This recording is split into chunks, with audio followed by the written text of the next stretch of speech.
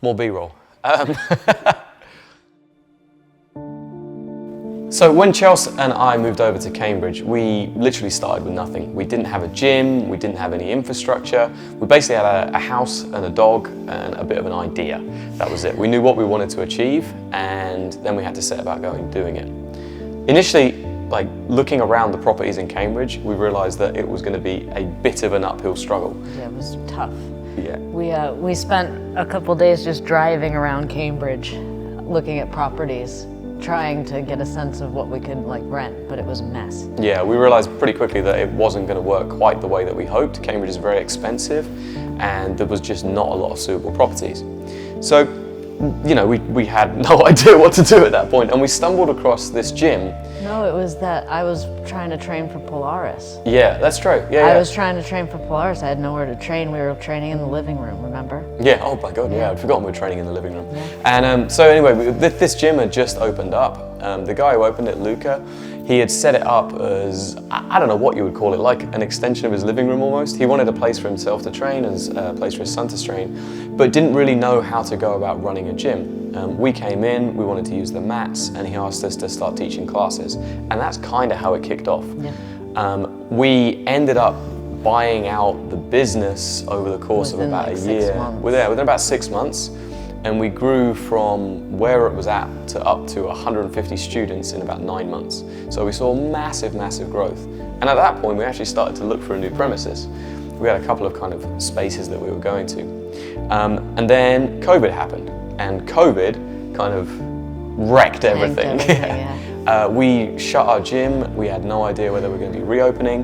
It was pretty stressful. We weren't sure if we were even going to be like surviving that kind of period. Yeah, it was close. And thankfully, because of Chelsea and I's like kind of athletic prowess, we got kind of a special dispensation to keep training because we were competing. So we had 15 people that we could train with throughout COVID, and that's all we had. So when we finally got to reopen the gym, we were basically starting from scratch. We had a pretty kind of tight-knit group of people who were still coming and training, and that was it. And then we were able to massively regrow the academy up to where it was and past in quite a short space of time. So by the end of 2022, we were again looking at finding a new space. And we stumbled across Eddington, right? And Eddington initially... Well, it was initially we didn't stumble across Eddington. We couldn't get in. We had to yell at them on Twitter to let us view the property, remember? Yeah, so we went in and we found this space, and it was a great space. It was right on a square. It would allow Chelsea and I to kind of do what we wanted to do as a gym. Because our vision isn't just about like teaching jiu-jitsu, it's about trying to elevate the jiu-jitsu community as a whole.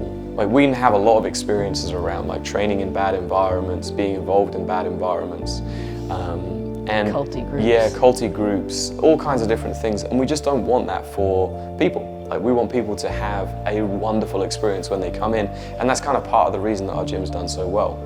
But to do that, we need to have a space that's also going to allow us to do that. Like this gym was fantastic for getting started. It's, you know, in terms of like costings, it's super low, easy to kind of get people to if you've got cars, but it's small. And there's no infrastructure around it. Anybody who was driving there's no buses, there's no buses, there's nothing. It's impossible. Like you can bike to it, but it is like you are taking your life in your own hands if you do that. And that doesn't allow us to really meet our mission. It's not going to help us get to where we want to go because we want to be able to get to everybody anywhere. So when we found Eddington, it was like, wow, this is great. It's this big space. We can grow the school hugely. You know, it was triple the size of where we're at. It was completely unfurnished, so we could pretty much put our stamp on it. It was in a square. It was empty, not unfurnished. Well, so unfurnished, yeah, it was empty, is maybe a better way to go. And we just like, yeah, we kind of thought it would be a really good space for us to kind of grow into. And we spent the next 16 months trying to work on that project. Yeah. And it turned into like a bit of a headache. The landlord was not willing to cooperate. They went back on their agreements a number of times. You know, we burnt through a bunch of money trying to get into that space, and it was a nightmare.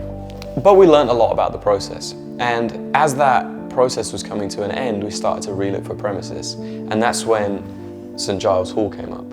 And we very quickly realized that it was an even better location, an even better property, and it would really, really be able to take us to the next level, which is where we're at now. That was definitely almost 5 minutes of just you talking about the background.